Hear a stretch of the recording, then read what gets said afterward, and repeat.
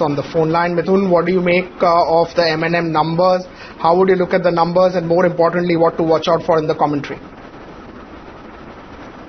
See, overall performance is broadly in line, though there is a marginal lower than expected margins, particularly because of the much lower operating margin in the automotive segment.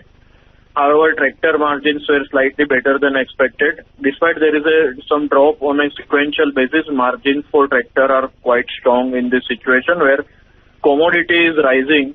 So it is clearly visible two different views coming on the different sector, that automotive segment pricing pressure is quite high and their company is not able to pass it on to the end consumer. Whereas in case of tractor side, despite cost inflation in terms of higher raw material price, company is able to maintain its margins.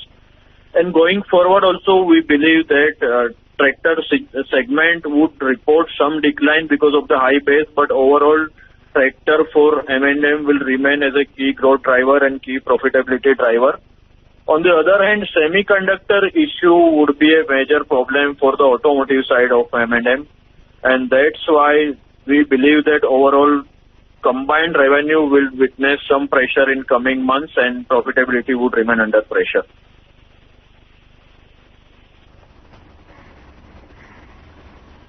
Management capital allocation is done. This probably the semiconductor issue that you're talking about, and margin and the tractor cycle. What would you want to hear for the auto division and for the margin cycle and capital allocation? So on auto division, we would like to understand the issue of the semiconductor, how company is capable to sort it out, and some guidance in terms of the production for next few months, considering the company strategy to mitigate the semiconductor shortage. On the tractor side, we would like to understand the market share gain strategy of the company. As we all know, last year, because of the production constraints and COVID impact on the component supplier, both the companies, Escorts and M&M, lost some market share to other players like Sonalika, TAFE and Kubota. Escorts and M&M lost some market share to other players like Sonalika, TAFE and Kubota. So whether there will be regain of lost market share and what would be the strategy of company going forward on that front.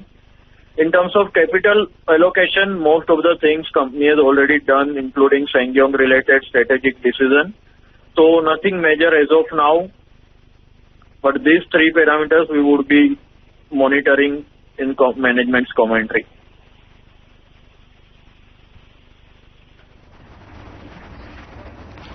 All right. Thank you, Mithul, for joining us on the show and giving us your take on M&M earnings. But how were exactly the Mahindra & Mahindra earnings for the quarter gone by? My colleague Shrishti is here with the review. Good afternoon, Shrishti, and how are the numbers for Mahindra & Mahindra looking like? Good afternoon, Cheryl. Yes, absolutely. That's a very good start for the company where the numbers are in line as per the expectation, and the profit is slightly above. We were expecting that to be at 898 crores, but that actually came in at 934 crores. But apart from the highlights that are coming in, that's really good because firstly, if you see the margins of the company, that's intact to our expectation at 13.9%, and on quarter-on-quarter basis, that's just 1%, almost a percent decline on a quarterly comparison.